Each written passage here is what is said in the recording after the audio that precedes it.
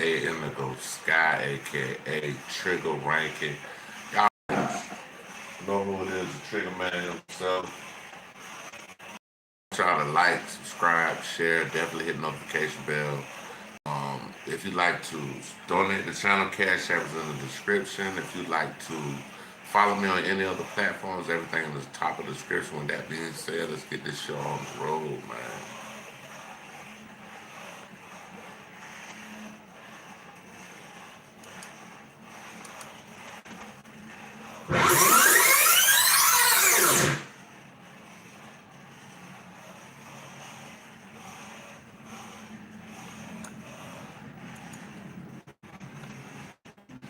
You are watching a master at work.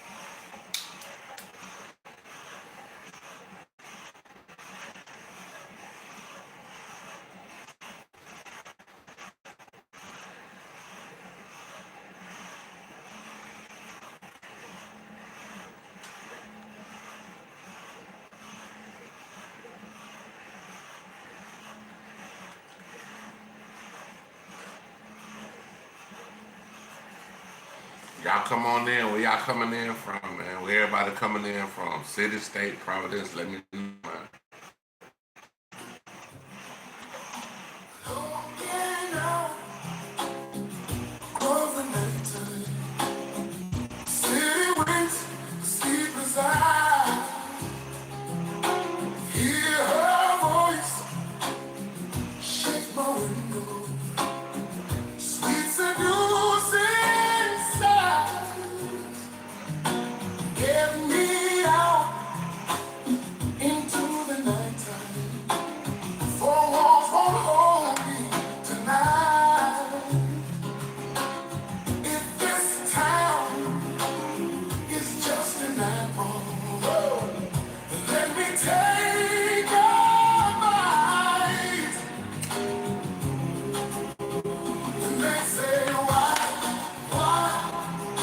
Alex B, what up? 1207, Alex B, what up? Where you coming in from, Alex? I said, why? Tell him that it's human nature. Why? Does it do me that way? Reaching out. Michigan, my partner in Michigan. He in Detroit. Electric eyes are everywhere, everywhere. See that girl? She knows I'm watching. See that girl? She likes the way I stare. And they say, why? Tell them that it's human nature. Why? Does it do me that way?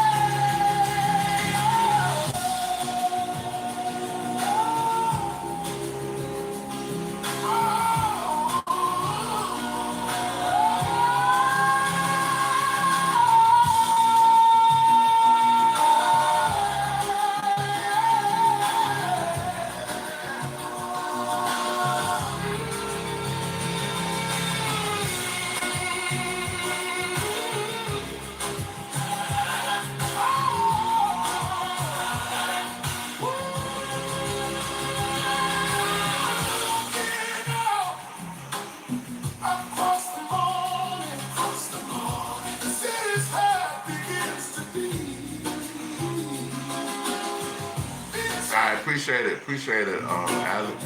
Thank you. Looking out of the nighttime, city winds, sleepless eyes. Hear her voice, shakes my window. Sweet seducing inside. Get me out into the nighttime.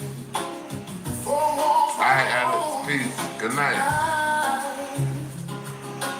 if this town is just an apple, let me take a bite.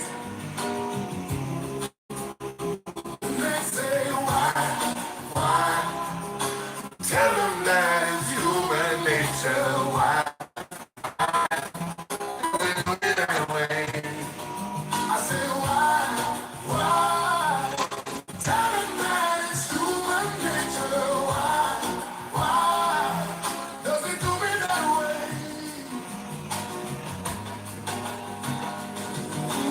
Reaching out to touch a stranger.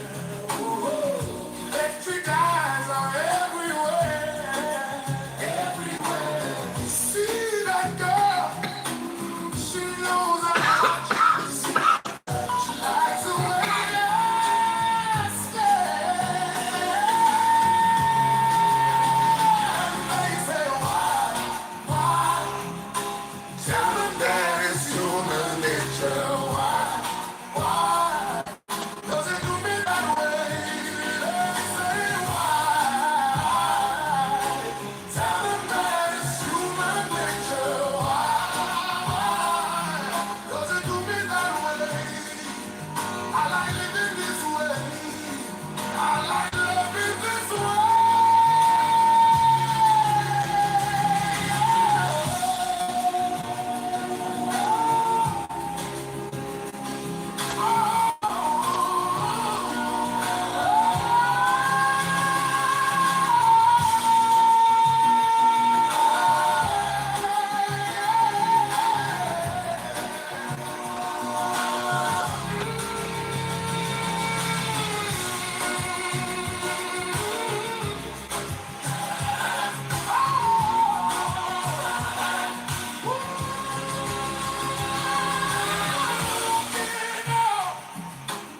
Across the morning, the city's heart begins to beat.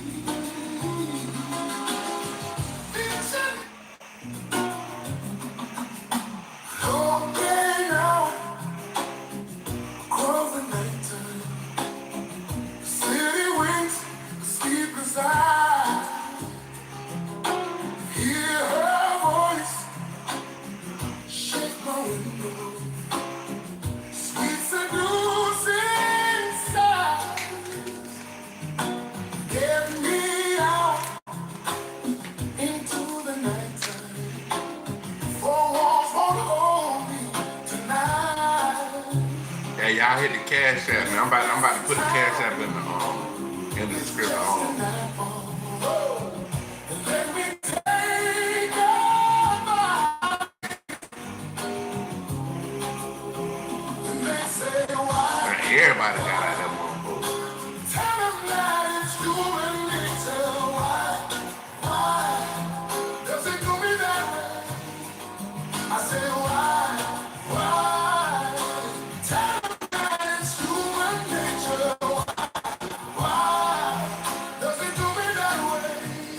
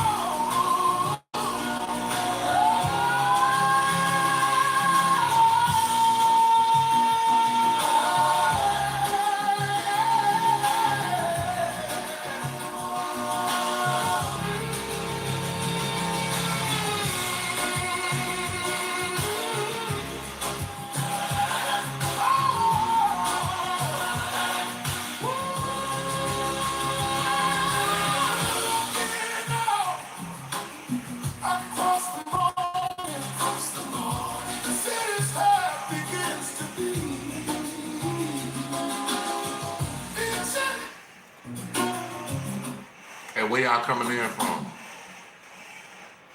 Where y'all coming in from? Tell me where everybody coming in from. Where y'all tapping in from?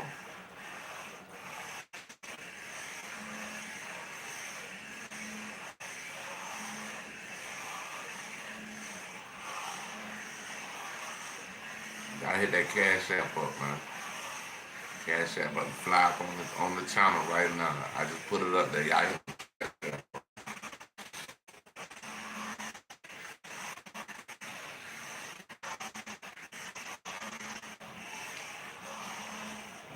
live going a little straight tonight, so let's see what's going on. Let's see what happens.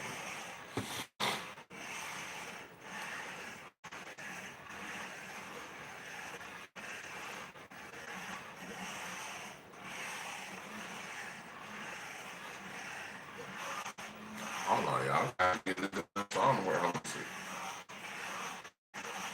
Ready to test your time. Let's see if you really know your road signs. No smoking. Speed limit. No horn. I don't know what kind of commercial that is, but I know how to drive, so I don't know why that's popping up on my shit. No overtaking.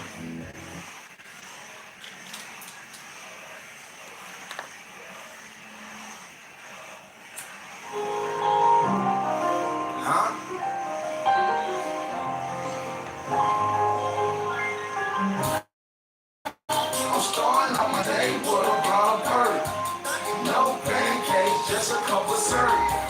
Baking soda pie and a silver fork.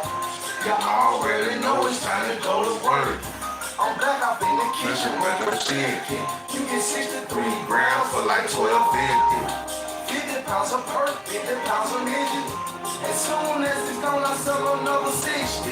My baby needs some shoes, my auntie need a purse. The summer coming real soon, so I need a perk.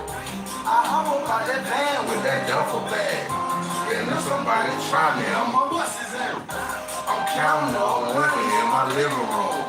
Birds everywhere, I call it the chicken room. Pills in the cabinet, guns in the den. Attic full of guns, basement full of Benjamins. 2 AK-47s and a blowtorch. A couple jackets knocking hard on my front porch. A couple old schools in my backyard.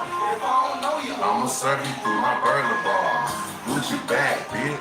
Gucci back, bitch. Did your bitch name? Oh, this my rap. It's that new shit. That county jail. That 7th floor, right street straight out of sale. You on I'm on the 4th list. Since I'm a rich man, I need a rich chick. I got a sick wrist. It's called my 6 bricks. I'm on that slick. That's on 6 shit. We FBI right now. Down there the duo. They told the Gucci. Witness in history in the making. Human highlight film. Goo-wop, nigga. Goo-wop. What y'all know about goo-wop? The fuck y'all know about goo-wop? Y'all be all come out. Y'all be all in motherfucking. These motherfuckers, they be all in Russia and shit. These niggas, they ain't never heard Gucci before. They ain't never heard Gucci get on that.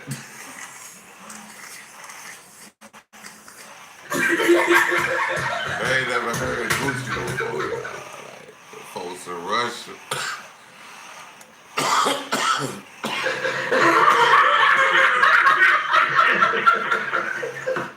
Yeah, man. Shit crazy. But I ain't never heard some of their music, so they're probably laughing at me right now.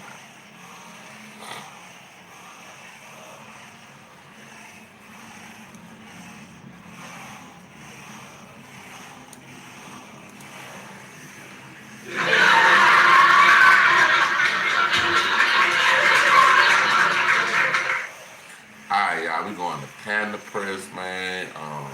Shit, y'all know Panda Press, Martin Luther King YouTube. Y'all know how we be rocking. We gonna rock out with Panda Press, y'all. Damn!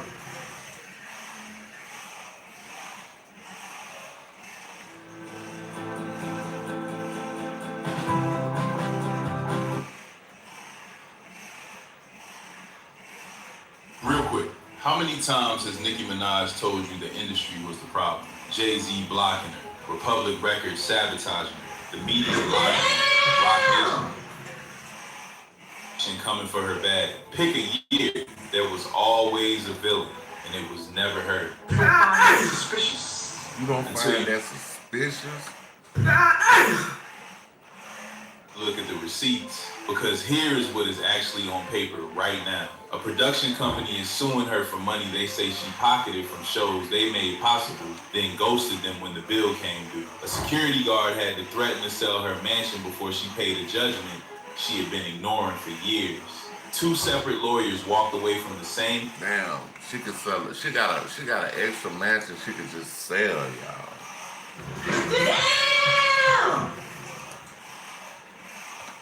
Damn, son.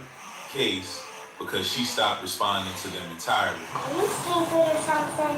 In her album, the one she announced for March 27, the revolution she promised her fans, it is not out. But you know what is out? The pattern. And once you see it, 26, not 27 unsee it. tomorrow. Nicki Minaj is not the victim of the industry. She is the consistent variable in every single incident, and we are about to prove it. So her album's supposed to drop, I guess. October 20. What time it is? What's the day? The day Thursday. Damn, so her album's supposed to drop tonight. It should drop at 12 o'clock, y'all, so. God damn, my nigga. Okay. Let's see. Hey, we might be up on something. You might have to stay in this lane tonight. 2025. Nicki Minaj gets back on X after a month of silence and posts 3 characters. March 27, 2026. That is it. No caption, no explanation. Just a date and a CD emoji. The Barbs lost their minds. Album coming. Queen is back. March 27th circled on every calendar. And then she followed it up herself. Her words, not mine. The day I of could put out an 26, album y'all. tomorrow and still revolutionize the industry yet again on March 27th, 2026. What do you mean by that? She did not just announce a date. She declared a coronation. She told her fans. Damn, y'all, Nicki dropping tonight, my nigga. Nicki dropping tonight.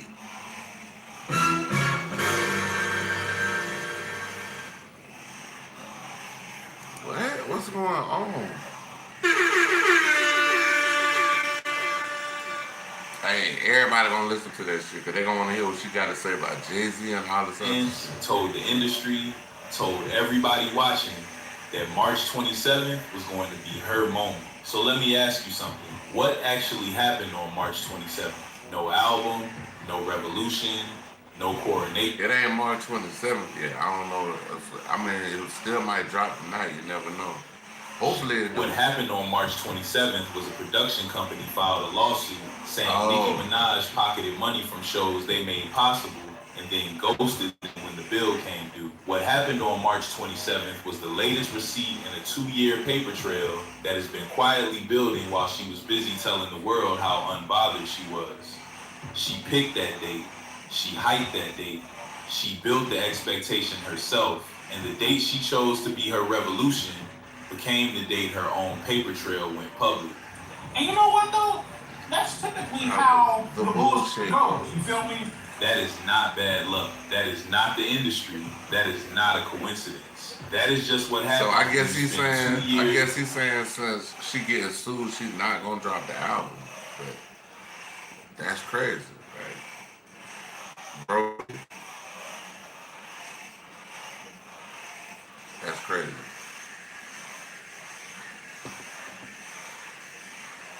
running from accountability, and the receipts finally catch up. So let us talk about 24/7 Productions. This is not a random company looking for a payday. These are the people who built the experience around her shows. Advanced planning. So when you got shit like that, planners, you got managers, all that, you gotta pay them folks, bro. You gotta pay all them folks, bro. And when the bill comes, you gotta take care of it. On-site management, staffing, audio, lighting, rigging, ground transportation. The behind-the-scenes infrastructure that makes a Nicki Minaj performance look like a Nicki Minaj performance. They first worked with her on the 2022 MTV Video Music Awards. She liked what they did, so in late 2023, she brought them back for her Jingle Ball performances in the Pink Friday 2 album launch. And didn't pay them folks shit. Got him! Got him! They didn't pay them folks shit. That's what I'm saying. These folks be They telling me advanced over $255,000 out of pocket. Not the label's money, not Nicki's money, theirs. With the expectation that Pink Friday Productions would reimburse them like they agreed. Here is what happened instead. Her company collected roughly $650,000 from those Jingle Ball performances alone. The shows happened, the lights worked. 600,000 for one show? Damn! That's pretty good. Sound worked. The logistics ran smooth. 24 Productions did everything they were hired to do. And when the invoices came, Pink Friday Productions accepted them. No push, no dispute, no, we never agreed to this. They accepted the invoices and then went completely silent. 24/7 Productions followed up, and followed up again. You know what they did back? We'll look into this. What? For years, that was the response. A company that advanced $250,000 of their own money, watch, that is not a miscommunication. That is a pattern. And this is just the most recent example of it. You're showing me how unserious you are. Now I need you to understand something before we get into this next one. This is not about money. Not really. This is a man named Thomas Weidenmuller. He was working security at one of Nicki's performances in Germany in 2019. A fan got past the barricade and climbed on stage. Nicki went off on the female security guard who let it happen. Weidenmuller stepped in, said something about the guard's career being at risk if Nicki shared the video she was recording. According to the lawsuit, Kenneth Petty punched him in the face. Hey, bro, come on now, dog. Come on, man. He ended up in the hospital for 10 days. He has 5 metal plates in his jaw. His jaw has not been fully reconstructed to this day. He filed a lawsuit. Damn, that nigga down there broke that nigga's jaw. God damn. I mean, say he hit him one time and got 10 metal plates in his face. Crazy. 2022. Nicki and Petty ignored it. Did not respond. Did not appear. Just ignored it entirely. So the judge issued a default judgment. $503,318. They still did not pay. Are you stupid or something? More attempts to collect. More silence. At one point, her lawyers literally could not even get her served with the paperwork because nobody would answer the door at her gated community. Damn. That's crazy, bro. Like, that's crazy. I don't know what to say, bro. That's some wild work right there, bro.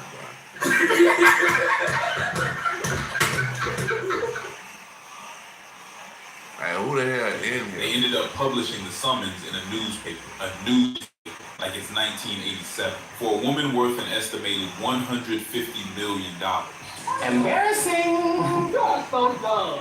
You are really dumb. For real.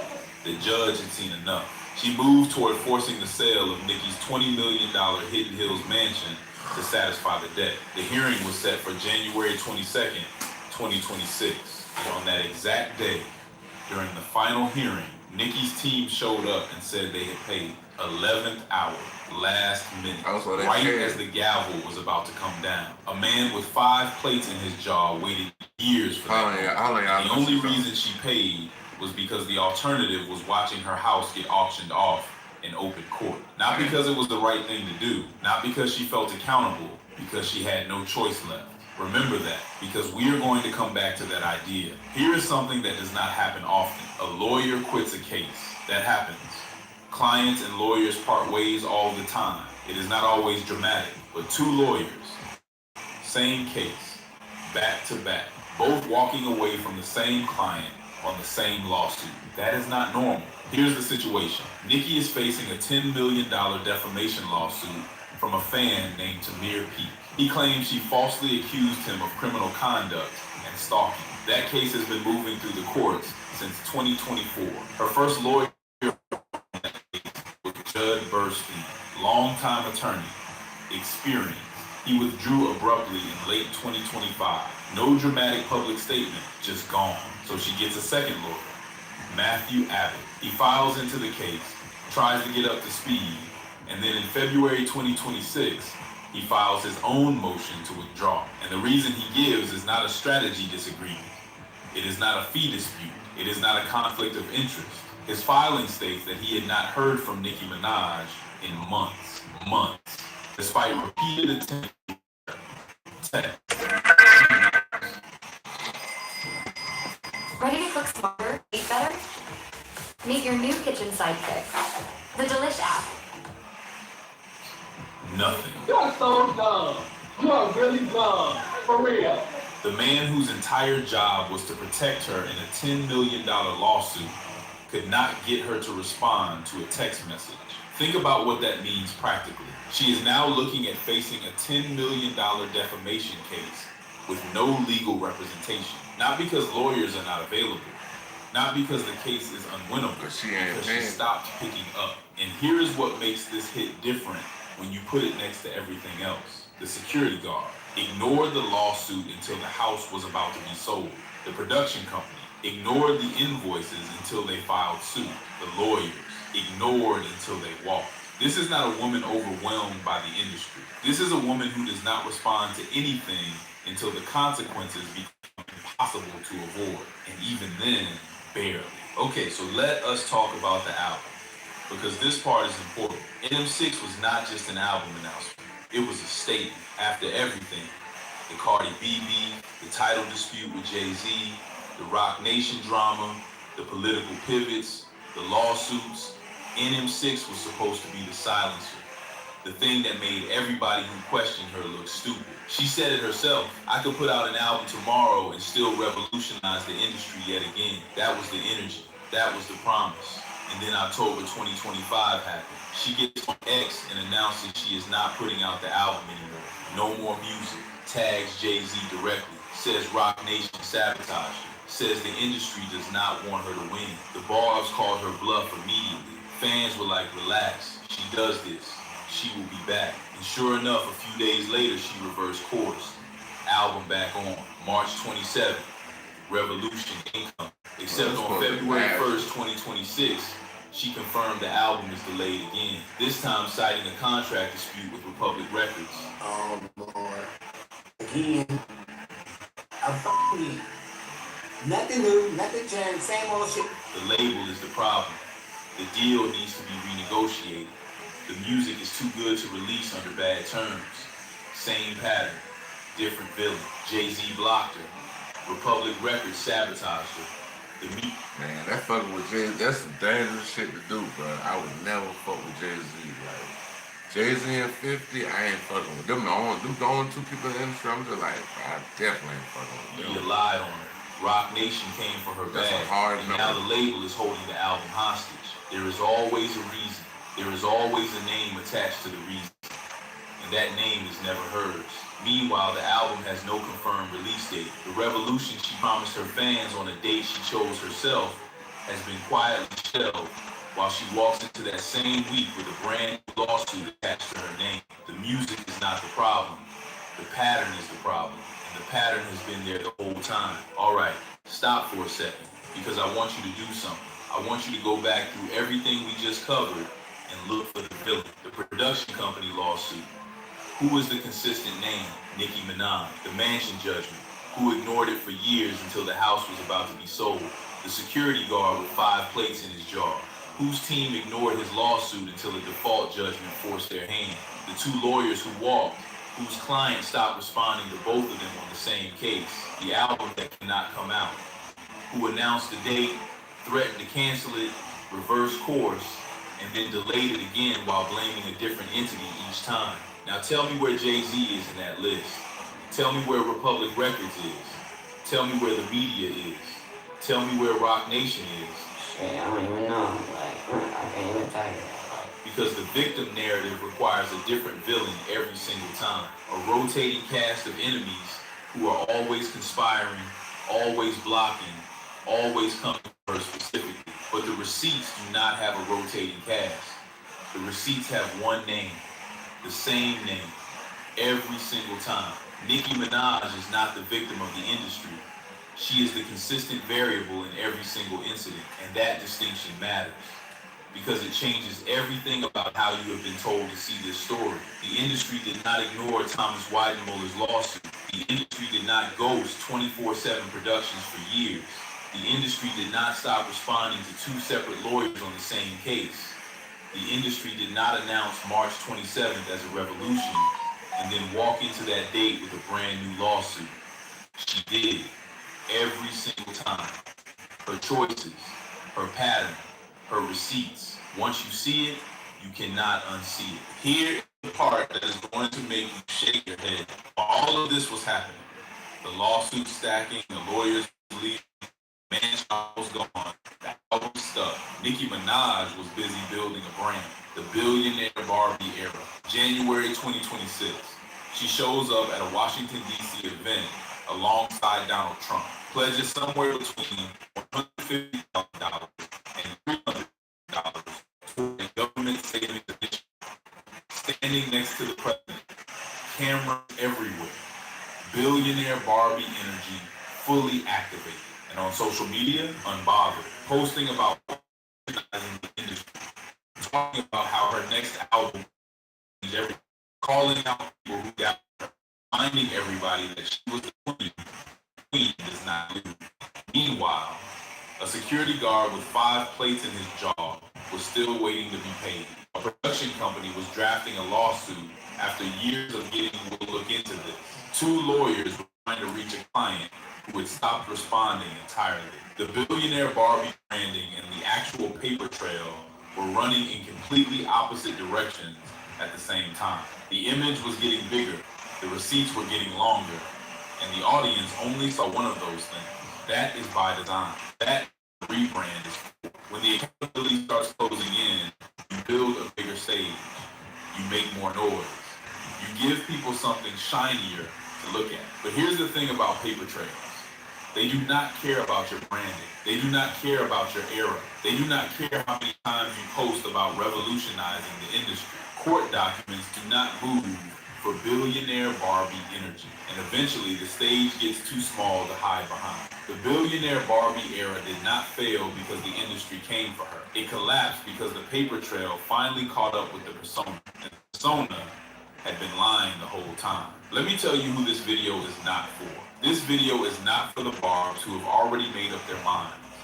The ones who will watch this entire thing, see every receipt, read every court document, and still find a way to blame Jay-Z. That is fine. That is their choice. This video is not going to change that. This video is for everyone else.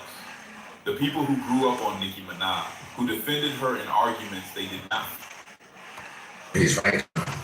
fully believe, who dismissed the receipts because they loved the music and the music street around one idea, that she was untouchable, that she was the queen, that the industry could come for her.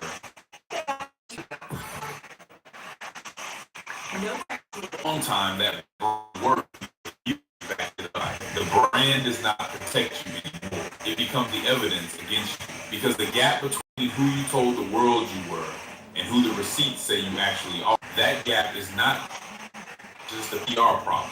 That gap is the verdict. And Nicki Minaj spent 2 years building that gap wider and wider while her audience defended every of it. The industry did not do that. She did, and the receipts do not lie. Here is what is wild about all of this. The receipts were never hidden. The lawsuits were public. The court documents were filed.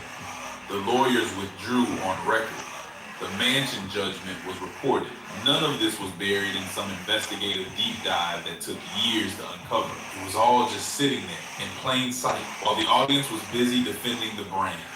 And that is the part that says something bigger than Nicki Minaj. Because this is what happens in black entertainment culture when we decide someone is ours, when we claim an artist, a figure, an icon as part of us, we stop seeing the receipts. We start seeing attacks. Every lawsuit becomes industry hate. Every court document becomes a conspiracy. Every person who raises a question becomes a hater who does not understand the bigger picture. And the icon knows it. They count on it. They build the brand around it.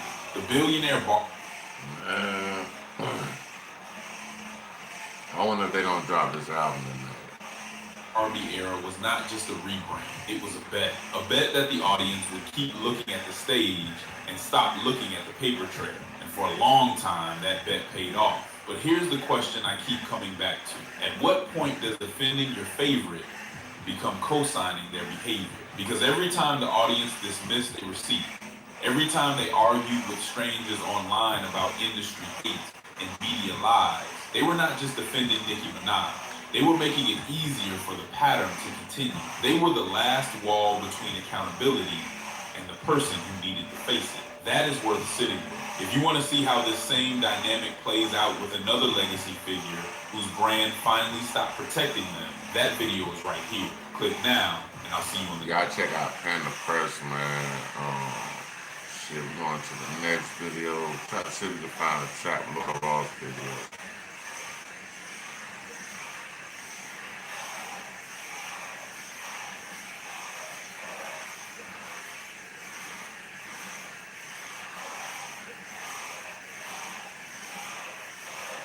Hey, now we're gonna check out Hip Hop Voodoo, man. That's what we're gonna check out. Hip Hop Voodoo. We're going to an hour or so. Talking about Tupac, how he got set up. Y'all check out Hip Hop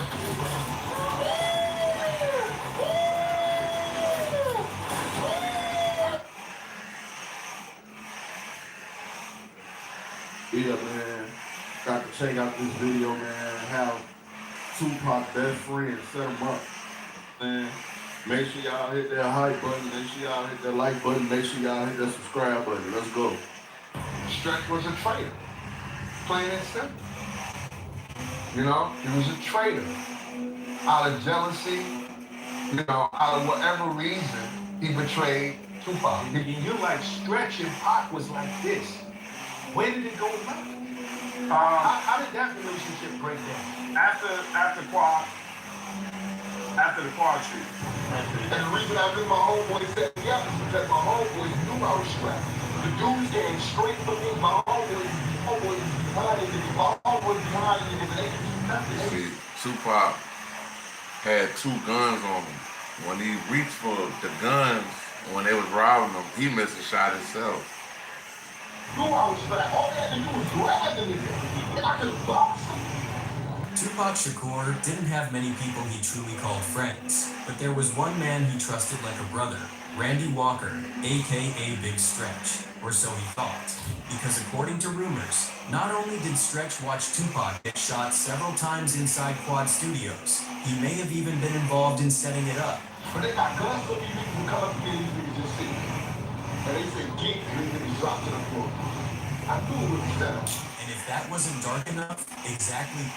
I ain't gonna lie, so if some dudes coming to rob us and they come all at me and y'all just hit the flow, I'm gonna feel like y'all set me up too.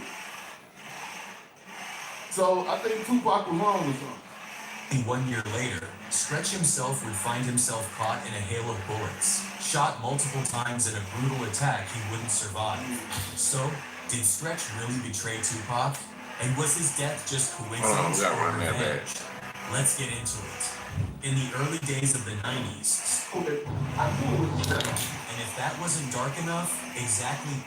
I ain't gonna lie, so if some dudes coming to rob us and they come all at me and y'all just hit the flow, I'm gonna feel like y'all set me up too. So I think Tupac was wrong with that. 1 year later, Stretch himself would find himself caught in a hail of bullets, shot multiple times in a brutal attack he wouldn't survive. So, did Stretch really betray Tupac? And was his death just coincidence or revenge? Let's get into it. In the early days of the 90s, Tupac and Stretch moved together like they were family. Wherever one showed up, the other usually wasn't far behind. Stretch had already started making a name for himself before most people even knew who Tupac was. Standing at a towering 6 feet 8 inches, Randy Stretch Walker had a presence that was impossible to ignore. But it wasn't just his height that got attention. He had talent, connections, and a reputation for being serious about music. Back in 1990, Tupac connected with Shock G from Digital Underground. At the time, Digital Underground was one of the most creative and influential groups in hip-hop. Shock G had an eye for talent, linking up with him into the industry.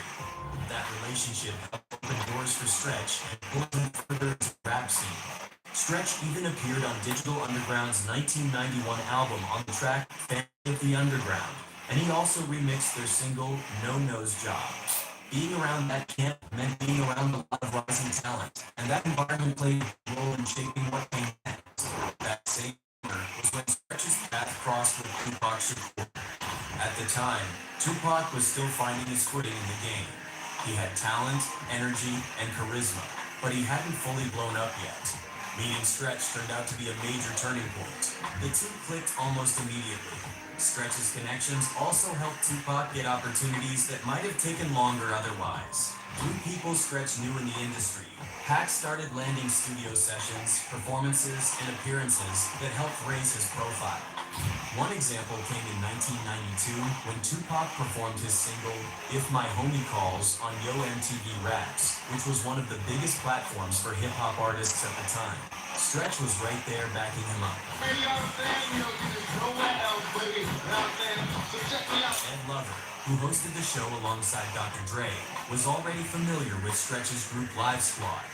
He liked their demo tape and spoke highly of it, which helped them land a deal with Tommy Boy Records. The friendship between Pac and Stretch kept getting stronger. Outside of music, they were still around each other constantly. Around that same time, Tupac was filming what would become one of the most important movies of his early career, Juice. The film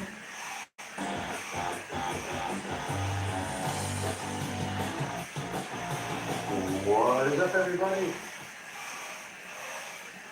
Juice, classic movie, man. I ain't seen Juice. Gotta go You need watch to make sure you go watch it, man. Classic movie. would end up being Pac's Gotta go breakout watch it. role and introduced him to an even bigger audience. Goddamn track team. I'm serious. While filming the movie, Stretch and Tretch from Naughty by Nature were actually hanging around on set as extras. But things didn't always go smoothly. At one point during filming, Tupac's trailer got robbed. Somebody had the nerve to go inside and take his belongings. When Stretch and Tretch found out what happened, they tracked down the people responsible and handled the situation themselves, delivering a serious beatdown to the culprits. Damn. It was one of those moments that showed how tight the circle really was. Stretch wasn't just Pac's friend either. He played a big role in his music. He worked on Tupac's debut album, Tupacalypse Now, which dropped in 1991. Classic. Stretch produced and rapped on tracks like Crooked Ass Ninja, helping shape the gritty sound Pac was developing at the time. While Tupac was still building his name in music, the release of Juice in 1992 pushed his career to another level. Suddenly, people were seeing him everywhere, on screen and in the studio. When Pac started working on his second album, Strictly for My Niggaz, Stretch was still right there in the mix. The album came out in 1993 and included several collaborations between Pac and Live Squad. They produced and appeared on the track Struggling, and they were also part of the legendary posse cut 5 Deadly Venoms, which featured Tretch and Apache. Stretch's production skills were also showcased on other tracks from the project. He produced The Streets Are Death Row, a track that carried that raw street energy Pac was becoming known for. He also produced Even though I'm old school, I ain't lie. I haven't heard the whole Tupacalypse Now. I haven't heard the whole Strictly for My Niggas. I gotta Holler go check If You that Hear out. Me, which became one of Tupac's most powerful early anthems. By that point, their creative partnership was undeniable. Stretch wasn't just part of Pac's crew. He was helping shape the sound of some of his most important early records. In 1994, Stretch even joined joined Tupac on the Arsenio Hall show to perform the song Pain, which came from the Above the Rim soundtrack. See, and that's the whole thing about it. You put the man on all his music, had the man on all his songs, Help them out. took the man with him All wherever that. he went, You still got you set up to get killed. and you still set the man up. It's That's crazy. crazy, man. At that point, Pac and Stretch seemed inseparable. But on November 30th, 1994, everything changed. That night, Tupac went to Quad Recording Studios in New York City. What happened there would end up being one of the most controversial moments in hip-hop history, the infamous Quad Studios shooting. Tupac was ambushed and shot multiple times during what appeared to be a robbery inside the building. Miraculously, he survived, but the entire situation left him angry, suspicious, and looking for answers. And one of the people he started questioning was Stretch. Tupac got shot, and it strongly believed Stretch had some kind of involvement in the shooting. And you're like, Stretch and Pac was like this.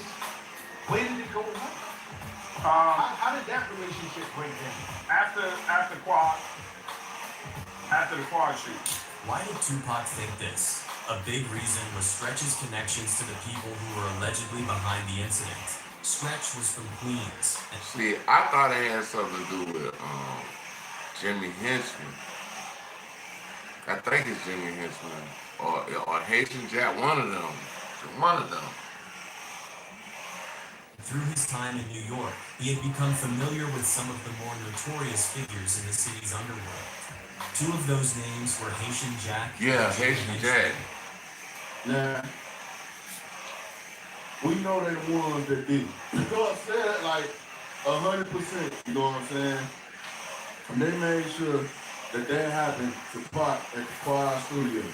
Problem with Stretch is that if you in the streets or if it's been known that they was finna do something to Tupac or whatever, you already knew. People can believe what they want to believe, but you already knew. You already knew they had it out for Pac.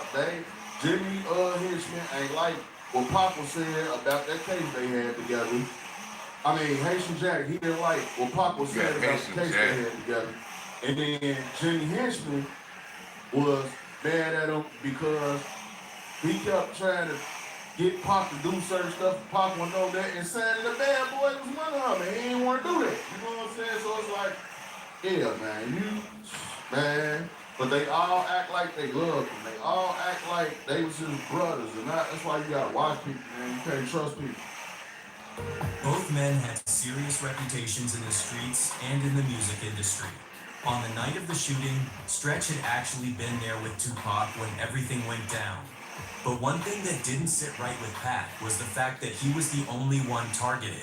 Stretch, who stood at 6 feet 8 inches, should have logically been the biggest threat in the room. If someone was coming in to rob them, he would have been the first person the attackers tried to neutralize. But that didn't happen. They didn't even touch him. Instead, they went straight for Tupac. That detail stuck in Pac's mind and raised major red flags for him. Later, during an interview with Vibe magazine, Tupac talked about how strange the situation felt in the moment. I was like, what should I do?